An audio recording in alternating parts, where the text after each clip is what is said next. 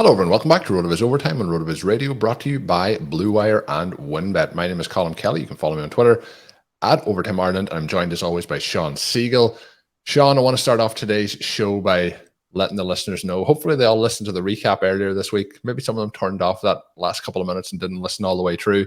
Shout out to all the people who listened all the way to the end. They got the best stuff at the end, because you announced that we do have a special 25% off a 1 month subscription over at rotoviz.com. We normally have 10% off a 1 year pass, but we're towards the end of the season. I know some people will be still very intrigued, or some people might not have tried out the tools on the website yet. This is a perfect opportunity to sign up, save yourself 25% off that 1 month pass using the code. It's the regular code, it's RVRadio 2022 at checkout, but I would highly recommend if you're interested. Shawn also did the pitch. It's going to be the holiday season. What a perfect gift. I know some people in our reviews of the podcast, when people leave those, they mention that they don't want to tell their league mates. So they probably don't want to buy their league mates a subscription either. But the people, your family or friends that you're not in leagues with, make sure you dip in and buy them a perfect gift this holiday season. But Shawn, 25% off. I think that's an absolute bargain. That's league winning material right there. Oh, league winning material. I like it. Colm, week 13, speaking of league winning, one of the most fun. I really enjoyed being able to write that up. Yesterday, I really enjoyed being able to do the show with you Sunday night. And it was also a good week in a lot of ways for your Green Bay Packers. Unfortunately, Aaron Jones develops a little bit of a shin injury, misses a lot of the game. This is a chance for A.J. Dillon to shine and to pull back a little bit of the workload, perhaps even generate some buzz. I mean, the fantasy playoffs still stand between him and the offseason, but he was a trendy player. I would argue, even though he's one of my favorite guys in the league, that overdrafted by maybe 3 rounds, which is quite a bit in fantasy. But he then did come out and very balanced with Aaron Jones over the first month. And unfortunately, this season has not gone well for the Packers. He was one of the guys who was scapegoated a little bit, and not exactly scapegoated, but they more or less came out and said, Aaron Jones is a star, and we're having enough trouble that we have to go to our big time playmakers. So then Jones dominates this middle stretch of the season.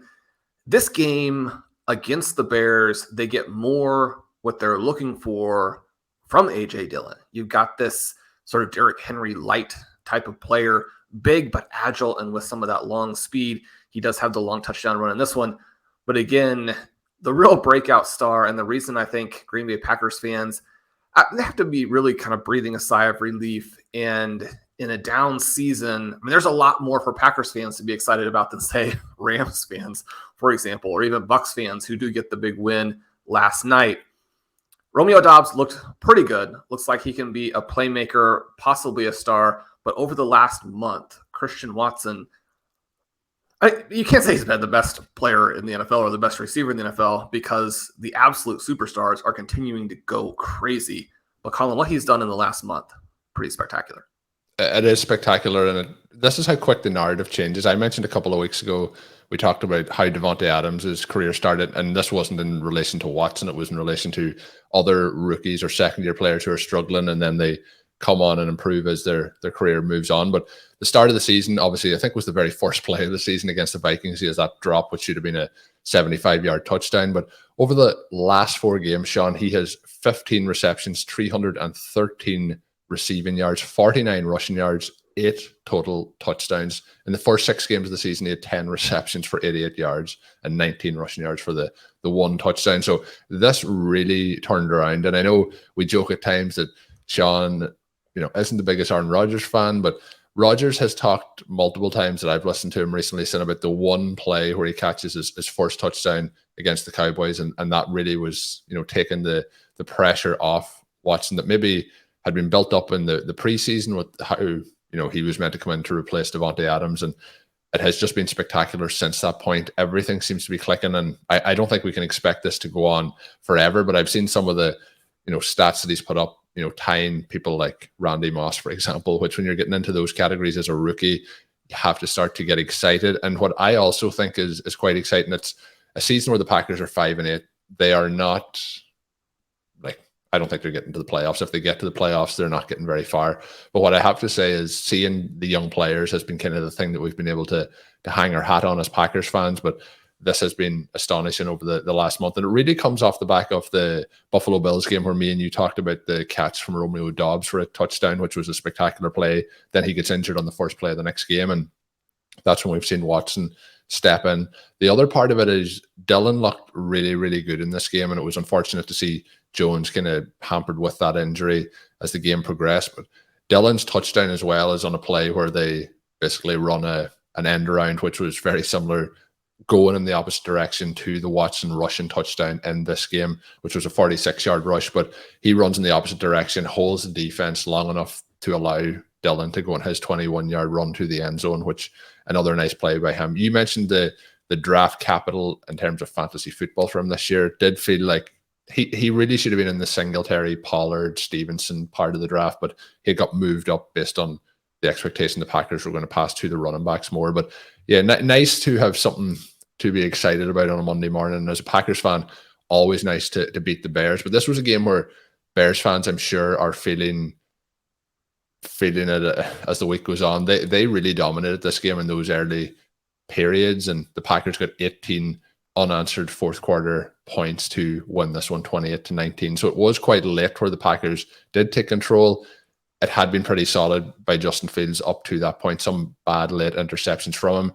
Does have a 55-yard rushing touchdown in this, and it does seem to be that if that first level doesn't get a tackle on Justin Fields when he's rushing, he's going all the way to the end zone. So another electric play from him. But overall, Shawn, the Packers, I think, got a little bit lucky to get out of here with a win. But yeah, Christian Watson has to be just adding such excitement to people watching his game. And those fantasy rosters will likely miss him as the Packers have their bye this week. And hopefully we'll see what the team can do with him and Dobbs potentially in the lineup in week 15. Do you think that what we've seen over the last month leads to Watson now being the clear wide receiver for the Packers that you'd want to own in fantasy? Or do you think that Dobbs can still come in and be the wide receiver one in the pecking order here? It's interesting, it's only 4 weeks, but 4 weeks has changed perception quite dramatically from where we were a month ago. It does. And I mentioned the right before his breakout game that Monty Fawn and I had traded for him in Dynasty. And I mean, sometimes you more or less just get lucky. And one of the things we're trying to do with a perpetual reloading is to stay young, try and buy low on some of these players who have a very wide range of outcomes. It doesn't mean that you're going to hit every time, because you're going to have some players you buy as their value drops and it continues to go down and down and down. Looking at the box score here, you have a game where N'Keal Harry gets a target, gets a 49-yard reception. I mean, obviously, he's not really involved in this game. The Chicago Bears are not a path for him to resurrect his career. And so a little bit the flip side of the coin, and yet the more that you buy in these situations, the better your chances to have some of the results like this.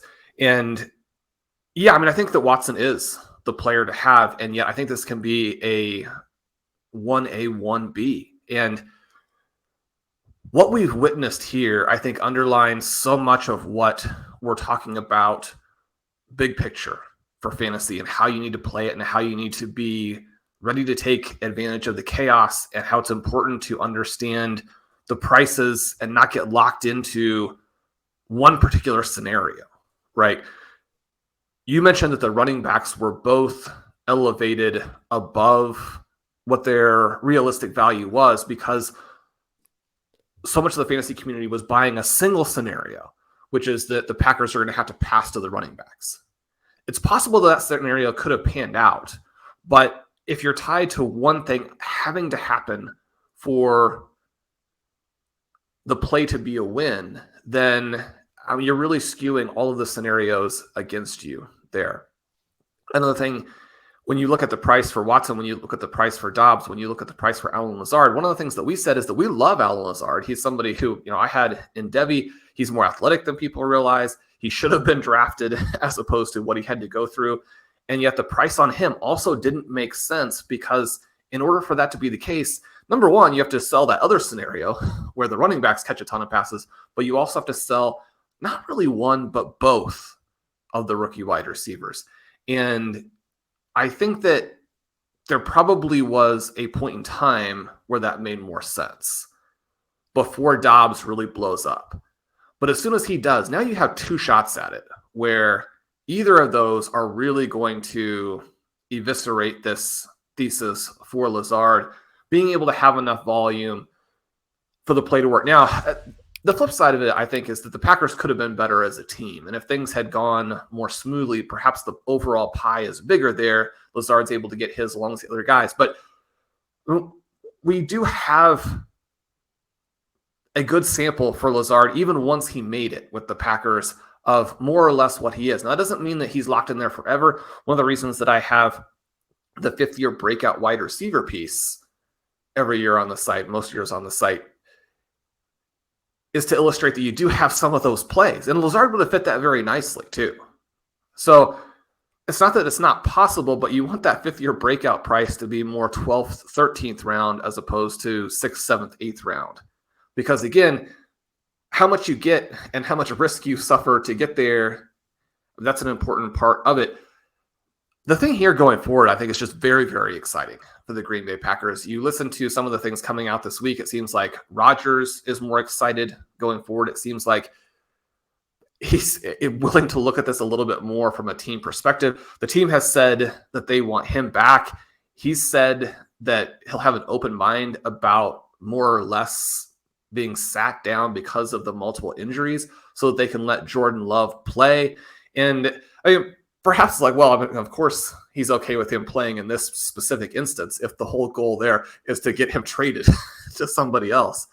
But one of the reasons why I like both of the receivers going forward is that I don't think that there is as much risk with these guys in the quarterback situation as it may appear. One of the things that you've struggled with this year, if you have these Packers guys on your roster, one of the things that's been kind of weird with having like a Chris Godwin on your roster, for example, is that people will say, well, you know, once Tom Brady is gone, then, I mean, what's going to happen to Godwin? It's like, if you watch the games this year, you're like, probably he'll be better. I mean, Tom Brady has been absolutely awful.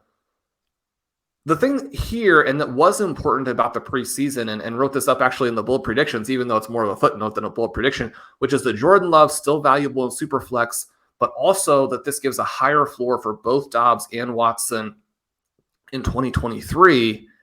And the fact that Love had such a good rapport with Dobbs, I think, is a positive for him as well. So we've watched as Dobbs has created big plays with both guys, which I think that's good for him in terms of floor. It's also good for him in terms of just what it says about him as a receiver, where it's not like just Aaron Rodgers elevating him on a handful of plays and then also Aaron Rodgers being angry with him when he does things wrong. I mean, he's able to get open at will for a quarterback who doesn't have a lot of actual NFL experience. I mean, he's been with the team for a while, but hasn't played a lot of real snaps. Both of those things, I think, are huge positives here. When you're looking at the Packers and you think about how they have been under LaFleur outside of this season, there's going to be a lot of value to the top two guys, especially if at any point they play a little bit faster. But I don't think that this has to be a one or the other situation. I mean, definitely rank Watson a little bit higher at this point. But I mean, if you can go and acquire Dobbs now because he's been hurt and because Watson has looked so good, I mean, definitely do that as well. The future now is really bright in Green Bay. Yeah, and I think the goal, obviously, if you look at the thesis of trading away Davante Adams, who I'm going to touch on now in a moment, was the Packers had one key wide receiver piece that was where the team went through. And obviously he is, as we'll talk about in a moment, absolutely amazing still in this point of his career. But the goal was always to have multiple pieces, and it looks like maybe a little bit sooner than they had even hoped for, that they have two wide receivers who could potentially fit those molds. And I guess when you're looking at dream scenarios around the NFL at the moment, you'd be looking at the Eagles and their wide receivers, the Bengals and their wide receivers, you know, something to that effect where you can rely on both of those in different situations. So we'll see what the Packers do moving forward. But Shawn, I mentioned it, caught a little bit of heat on the YouTube comments for this week's show title was "These 5 receivers destroyed or dominated in week 13, but we didn't talk about Davante Adams on the recap show, Shawn. So did get a comment about that, but Davante Adams is still Davante Adams. don't have a huge amount more words to add. If you watch the games and you see what Davante Adams does, he does Davante Adams things. That's kind of what we see. But this week he gets 12 targets, 8 receptions, 177 yards, and 2 touchdowns. He is on an absolute tear. And if you watch any of the cut-ups, any of the clips of what he's doing to some of these defensive backs off the line of scrimmage, when basically at this point, Shawn, they are just falling over and letting him have, like, he's a 45-yard receiving touchdown here. He is embarrassing some of these defensive backs and not, second, third string guys. These are the top guys on the team. So this game this week kind of went with the fact that Davante Adams dominated. Only 250 passing yards for Derek Carr, 2 touchdowns for him. That's, a huge amount of that going the way off what he was able to do with Davante Adams. So we've kind of seen Davante Adams now take the role he had in Green Bay, move that to Las Vegas, and continue to produce. The other player that has produced and continues to produce is Josh Jacobs. Most of the stuff that we've talked about over the last couple of weeks, Shawn, maintains the same 26 carries, getting the bulk of the work here, 144 yards on the ground, at 1 touchdown for him, 2 receptions on 2 targets for just the 6 yards. On the other side, the positive is Gerald Everett continues to get mixed in here. It would be great if we see Mike Williams coming back in the near future, but Austin Eckler, Everett, and Keenan Allen leading the way. Keenan Allen's best game since his multitude of injuries. He gets 14 targets here, 6 receptions, 88 yards, and a touchdown. But that is the main note, Shawn. It's like this game was kind of as much as you would expect heading into it as it was. But Davante Adams continues to dominate. It's going to be interesting because neither of these teams are winning the Super Bowl this year to maybe evaluate this Davante Adams trade in 2 to 3 seasons. I think what people want to do is say if Davante Adams was with the Packers now, they would have maybe 10 wins rather than where they are with the 5 wins. But hypothetically talking long term, I think this trade's going to be interesting to see how it plays out. But Adams is still unbelievably good. Yeah, and he was one of our focal points on a recent Stealing Bananas, where we talked about that same thing that you just mentioned, how his cuts are so severe. It's comical to see, like, how I can only imagine if me or you lined up opposite him, just how quickly we would be on the ground when he's doing this to, like, premier athletes in the NFL. Well, maybe the best right runner in NFL history. Yeah, I mean, let's just go with that. Hey, to go 8-177 and 2 here, it's just absolutely absurd, as you mentioned. And he was one of our priority targets at that first, second round turn. That play has worked out very, very nicely. And there were several plays here, including what we're about to discuss, looking at one of the listener league drafts where Derrick Henry also kind of in that 1-2 range. Those guys were the clear values according to the range of outcomes tool that Dave Caban puts together every year. It looks at historical matches, gives you a feel for how these players have scored coming off of the last year to 2 years. So it's a 2-year look, but the emphasis is weighted to the most recent season. Obviously, that's more predictive. And looking at that, it's not that there's no risk for older players, and in the situation with Davante Adams where he changes teams. But one of the kind of underlying elements there was that the difference between how Aaron Rodgers had played with Adams and how Derek Carr had played without Adams, actually very similar over the last couple of seasons.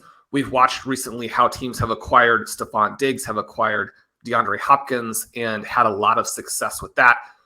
This trade here, similar, I think, to the Vikings trade with Diggs, where then they go and draft Justin Jefferson, and it turns out to be a win-win. The issue that the Packers had is that Davante Adams didn't want to be there anymore. I mean, that's going to work out that way regardless.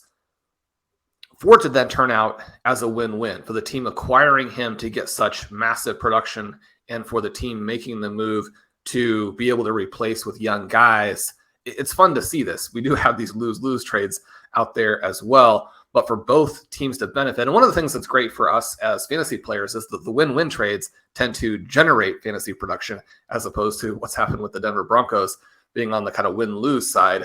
They're the losers there. I mean, that's really just there is some small similarity so far in the win-win part that you're on about. Is like Diggs gets traded to the Bills. Everyone's like, that's the worst move the Vikings could ever make, but that turns into be Justin Jefferson moving forward. You know, these things do work, and it's great when they work out for both teams, because you mentioned it's given us those fantasy superstars as well as NFL superstars. And I think when you evaluate these trades, it's important to understand that both sides of it have a chance to benefit, and there's a wider range of outcomes probably on both sides than it seems like.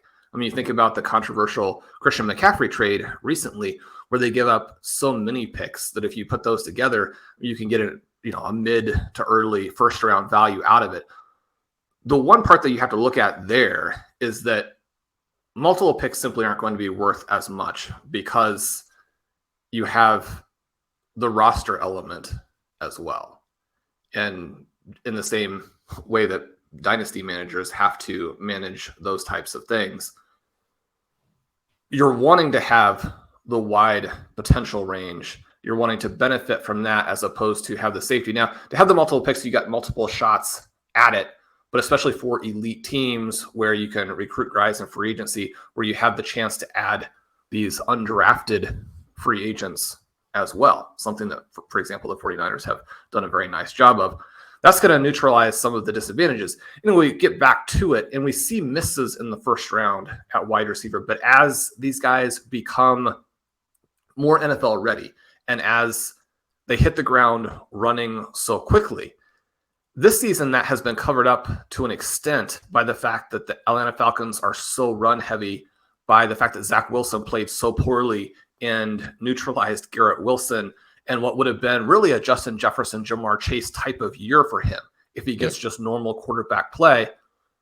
The fact that you have Jamison Williams hurt and missing the season, the fact that you have Treylon Burks hurt and in this low volume offense for Tennessee, but even having had that occur, and even with the embarrassment of getting humiliated by A.J. Brown in his return game, the Titans are looking at Burks and saying, we've got a young, more cost-controlled type of player who may be even better. Now, the odds that you're actually going to be better than or anywhere in the vicinity of A.J. Brown, especially when you only have a handful really of NFL catches, you still have a long way to go.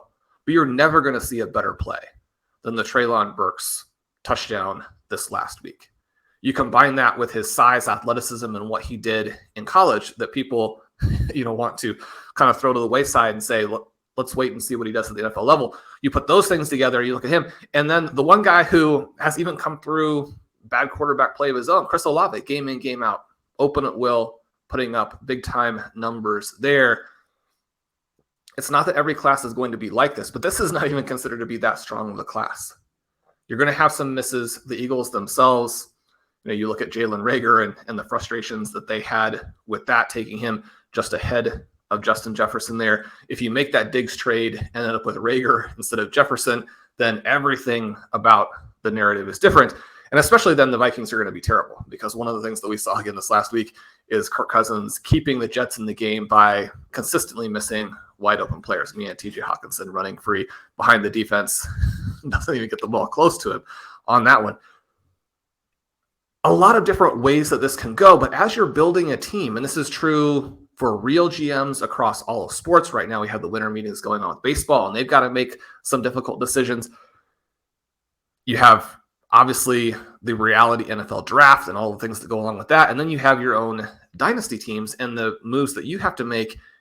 If you sit back and say, I don't want to make moves because I can't handle it when I am wrong, then your margins actually get smaller as opposed to bigger. And you have to be right more consistently, and then still you're going to have a thinner team even when you are right. You have to have the guts to say, I'm going to have some misses, but the hits are going to overwhelm them in the medium and the long terms. And I'm confident in my ability to evaluate the players in a way that I'm not going to be right all the time, but I'm going to be directionally correct, and that also my tactics are right and are going to build the depth and the upside that I need. Embracing uncertainty within this environment of picking players who have been generally good and generally productive, which we know is what translates. That's going to be the winning move to be able to build all of these dynasties. Shawn, you mentioned the win and play, and that's going to bring us to our win bet segment of the week. You can set.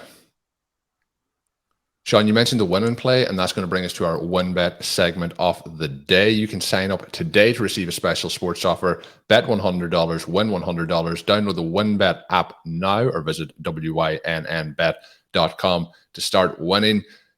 Winning is the key, Shawn, with all of these things, and it wasn't a pretty game. It wasn't a great performance overall, but the Tampa Bay Buccaneers, they go on some game-winning drives here, and Tom Brady, as he has done in the past, gets the team over the line. And this one, 17-16 to the Tampa Bay Buccaneers versus the New Orleans Saints in the division. They are now 6-6. I had a game in my home league, Shawn, where I'm just on the crest of the playoffs, and this one kind of crushed those hopes. A win, and I felt like I was in. A loss, and I'm doomed. Tom Brady was the difference, and it was a 1.5 point loss after those two game winning drives in the final quarter. So 14 points for the Buccaneers. What was some of the key takeaways here as Chris Godwin continues to dominate the market share, and somebody who was heavily involved towards the end, who I mentioned a couple of weeks ago to keep an eye out, and it was kind of a throwaway comment at the end of a show, but Cade Otton continues to get worked in here with 10 targets, 6 receptions for him, and the touchdown. Colm, Andy Dalton, on the other hand, another strong game for him. It really looked like the Saints were going to get back to the 5 wins and put this entire AFC South division up for grabs as we go down the stretch. He throws the fantastic touchdown pass to Taysom Hill. He makes an incredible throw on a late 3rd and long that would have helped them lock down the game. Hill does a great job to get open. He has the ball caught. He then gets stripped by 2 defensive backs. Much more a great defensive play than anything Hill really realistically could have done to make that catch, considering the defensive attention. Those players played well. The defense played well. We know that running backs very rarely determine a game, but the Saints have to get more from that position. Alvin Kamara looks done. And, in terms of mature dynasty leagues where, pushing for a title, and Kamara might be somebody who could get hot at the end, you make some of these trade offers. I was really rebuked or declined on all of those with the idea that Kamara could still be good going forward. That's a possibility, but when you look at how he's performed as of late, you look at where the Saints are with their overall roster building, you consider what seems like a strong likelihood that he's suspended for a big chunk of the 2023 season. I think that dynasty managers may have missed their window to get rid of Kamara. This has been a season where older players have been fantastic, and yet that's not going to completely shift what we know about aging, age cliffs, the fact that when that cliff gets there, it's not a gradual decline. These guys are just suddenly done. I don't know that Kamara is there yet, but we're starting to see all of those telltale Ezekiel Elliott signs, where even though you don't necessarily have a devastating injury like the elements that took apart Todd Gurley, that limited David Johnson, that probably factored in to some of the elements with Le'Veon Bell. Obviously, he decides to take a year off. That's never helpful, as we also found. Even if it's not voluntary, taking a year off like Deshaun Watson has done, it can be difficult to come back. Kamara a little bit more like Elliott. Now, Elliott, a series of minor injuries, but the decline, even when he's healthy, has been obvious. You have this game here where Kamara can't even average 2.5 yards per carry, is not effective in the receiving game, is frequently off the field to let Mark Ingram get some run. That's not what you're looking for when Ingram has been washed up for 5, 6, 7 years. Ingram, 5 targets in this one, only 3 for Kamara. So the Saints don't get done what they need to. Then we get the Tom Brady heroics at the end. And I think it's especially fun that Rachaad White catches the game-winning touchdown. He struggled as a runner in this game. He committed a key fumble that looked like it was going to cost them the victory, or at least slam the door shut and not give them a chance at the victory. But he comes back. He has 8 targets in this game, catches 6 of them. So even when he's not effective as a runner, he does the damage late. This was an opportunity for him to really seize this backfield. For 59 minutes and 30 seconds, he failed. Just because you catch a touchdown pass at the end does not now mean that you've completely relegated Leonard Fournette, who also gets 7 targets. Again, these guys can combine for 15 targets in a game where Tom Brady throws 54 times and throws deep with absolutely no success. But it is a play that's going to stick in people's minds. And for fantasy managers, you get that touchdown at the end, and it swings a lot of contests from the loss column to the win column. Yeah, and unfortunately for this column, it was the loss column. But in terms, Shawn, you mentioned another player there. That was Ezekiel Elliott. Obviously, the Cowboys here, it's a demolition job of the Indianapolis Colts, 54-19. This game really got out of hand in the fourth quarter, though. 33 points for the Cowboys in the fourth quarter. So it is pretty close heading into that point, and probably one of Matt Ryan's better games, if you know, but the floor is quite low on that. But overall, this is kind of continuation of the story of what we're seeing with Tony Pollard and Ezekiel Elliott. Elliott in this game, though, did look okay. He has 17 carries for 77 yards and a touchdown on the ground. Pollard, though, has 12 for 91 and 2. We see CeeDee Lamb continuing to get used, just the 7 targets, but 5 for 71 and a touchdown. And based on how his first couple of weeks of the season went, the rest of his season has been pretty positive. Elliott has 3 targets for 3 receptions for 14 yards. Pollard has 3 for 2 receptions and 15 yards. So both guys having solid fantasy days. Any keynotes from this game that you want to hit on potentially on those 2 running backs and how that committee continues to evolve? We just have to love what Tony Pollard is able to do. A couple weeks ago on Stealing Bananas, I mentioned that I would prefer to have Tony Pollard to Austin Eckler. That's a reality take, not a fantasy take. We know the workload that Eckler normally gets. Now, this is the second week in a row that Eckler has been completely stymied as a runner. That puts a lot of pressure on you to put up big numbers in the receiving game. Pollard's ability to do both things, and he's not going to be that big receiving back in the same way, especially when you have the positive game script that they have in this one, the 2 backs combined just for the 6 targets. But he's a game breaker as a runner. And the big point here is that this is not new to this season. One of the reasons that he was very expensive in fantasy, despite Elliott being even more expensive. And this was kind of the Packers situation, but just at a couple round discount. Instead of 2 and 4, you're looking at 4 and 6. That little bit of a difference allows Elliott, even as now sort of a failed starter, a little bit more of a backup in a juggernaut like this, where you can get him some garbage production. It allows him to not be a massive bust at that 4th round pick. But then Pollard, with the injuries that Elliott has had again, and the opportunity to play some games by himself, obviously he's been one of the biggest successes in fantasy football this year. I mean, 12 for 91 and 2. And you say, well, those are going to be fluky games that don't happen that often.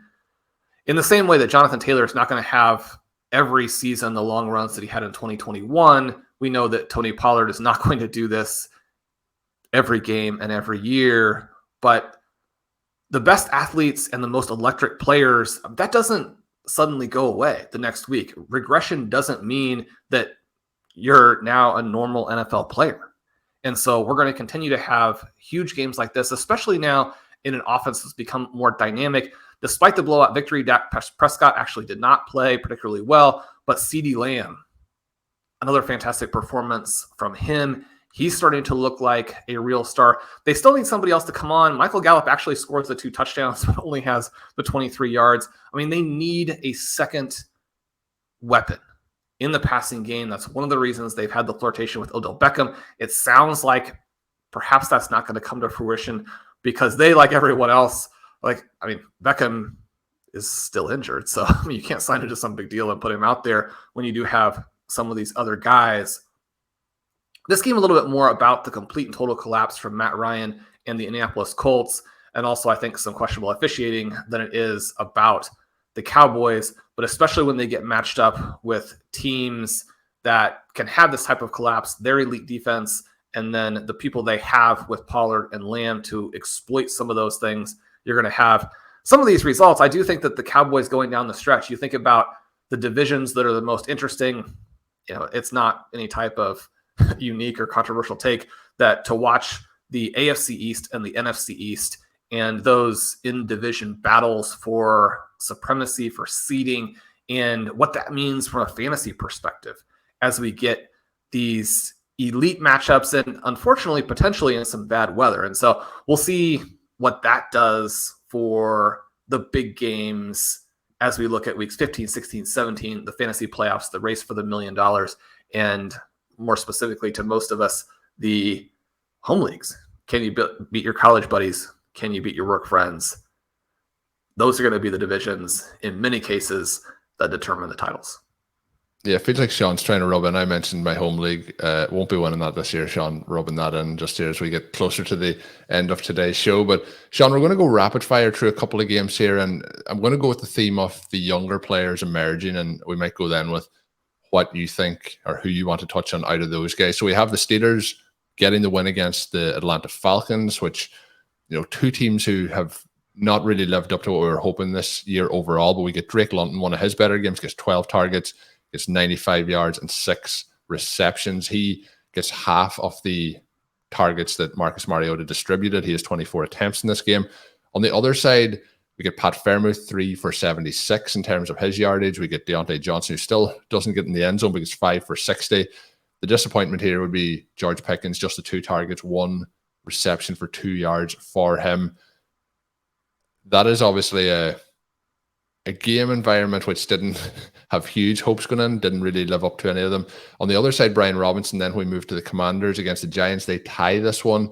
We get a situation where Robinson almost tops 100 yards in terms of rushing. Positive day for him. Terry McLaurin, 105 and 1 touchdown on 8 receptions. We do get Jahan Dotson, who is back healthy. He gets 9 targets, 5 receptions, 54 yards, and a touchdown from him, which I thought was very positive to see with him coming back. The other player who came back who had missed some time after quite a scary injury was Daniel Bellinger. He gets 5 targets, 5 receptions for just 24 yards, but great to see him back out there and healthy again. Solid day overall for Saquon Barkley, as well as he continues to put up a very positive season from his end. Then a game, Sean, that the main talking point is obviously the Lamar Jackson injury. That is a 10-9 victory against the Denver Broncos. Another game which, was not full of fantasy goodness in this one, but Greg Dulcich, he gets 8 targets, 6 receptions, 85 yards. So he has got a little bit more work over the last couple of weeks, and that's a positive, I guess, we can take from the Broncos season, is the emergence of their young tight end. And then I was going to try and look for some positives in this game, Sean, but I couldn't find any. That was the Texans and the Browns, 27-14, in a game where Deshaun Watson did return, didn't look good. The team really struggled. Defensive and special teams touchdowns got them the victory here. Out of those young players that I touched on, any of them that are giving you the most excitement for the rest of the season, longer term? What's your thoughts on? You can pick 1 or 2 of them. Very open-ended question. Yeah, I think that Dulcich is an exciting development there for the Broncos. He looks like someone who's going to be a huge win in fantasy and in dynasty beyond this year, sort of regardless of what happens. We expect the Broncos, even though they've locked themselves into some tough elements over the long term, they're also going to have a lot of changes in the offseason, but Dulcich looks like a long-term winner. I think if you are looking at Jerry Jeudy and Cortland Sutton, the nice thing here is that if you've been having to roll Sutton out, you can forget that for a couple of weeks and just kind of let it go. That's nice to know. You don't have to make that decision. It does make it a little bit more complicated for Jeudy now. He and Dulcich are going to be the target hogs in what's a broken offense. Obviously, Russell Wilson only completes the 17 passes. Does that make them playable? I think if you are looking to go with Jeudy, the fact that Sutton is not there probably helps, because the target share and the target volume probably more important than what the defense is doing to him, because the overall efficiency is just not going to be very good because Russell Wilson is the quarterback there. We jump back to that Steelers-Falcons game, maybe a little bit more entertaining than the score and the number of passing attempts would indicate. Kenny Pickett looked very, very good. He needs some help from Deontay Johnson. They've been trying to pepper Johnson with targets in these last couple of games. He continues to drop passes. That was a real issue for him 2 years ago during his breakout. It doesn't work nearly as well in this offense than it did then, where almost everything is a pass from Ben Roethlisberger without the overwhelming volume. And Johnson has to catch passes. The same thing is true on London's side. You mentioned the 50% target share. 6 for 95 is encouraging. He's going to be on the bench in the vast majority of cases, but in best ball leagues, you're excited if you picked him up. He also has a drops issue, does not play physically at all. Should have had at least 2 more receptions and a bunch more yards in this game. I mean, this could have been 8 for 120 very easily. And then I think that you're excited because he actually didn't play well and because you know the pass volume is going to be low in every week. He's still a red flag guy. So you want to see that as a step forward. It's obviously better than what they did with him last week, but he's got to go out and make some of the plays that we're seeing from other young wide receivers in its own way. Even though he goes 6 for 95 and Pickens goes 1 for just 2 yards, I'd still be a lot more concerned about London, in part because I just have very, very high expectations for what London eventually does. He doesn't seem to be there yet. You want him to use that big body and the athleticism to work to his advantage as opposed to looking like a rookie. But that's one of the things that happens when you don't use a guy all year. Then he doesn't have the same level of reps trying to make plays in these big games. This is a situation where if they had deigned to throw the ball to London earlier in the season, maybe they win this game and get to 6-7. If they had won and were 6-7, the Atlanta Falcons would be in great shape. So it seems like every week we have the same conversation where Mariota is good, not great, but the play calling puts him in a position where he has to make the perfect play down the stretch. That's not what you want to do to your players. You're not actually helping them with this run-heavy approach. The Falcons as well. A lot of changes I would expect in the offseason. Yeah, so we'll see what happens there. But a really fun week 13, another fun show to record with Shawn. Hopefully you've enjoyed listening into it. Week 14 sees a lot of teams on the bye. I mentioned the Packers been on the bye. We'll see how teams look. I was talking to Shawn about a team that I was very excited about in the FFPC Superflex tournament. We'll be talking about some of those teams later this week. And then I realized while recording that show that it is a Lamar Jackson, Aaron Rodgers team, and it may not make it to the final dance if they aren't available this week, which will be the case. So that there took a little bit of the wind out of that team's sails. But again, mentioned at the start of the show, if you're interested in signing up for a 1-month pass, we do now have a 25% discount for RotoViz Radio listeners. You can get a 1-month pass, save yourself 25% with the code RVRadio2022. That gets you access to all of the content and tools up on the website, all of Shawn's content, all of Blair's content, and all of the rest of the teams. Lots of fantastic work going up every single day on the website, so check that out. Once again, the code is RVRadio2022. My name is Colm Kelly. You can follow me on Twitter at Overtime Ireland. Of course, check out all Shawn's work up on rotoviz.com. Until we are back with our third show of the week later in the week, and maybe even in between that, you might be able to catch a Stealing Bananas or so. But until we are back with OT later in the week, have a good one.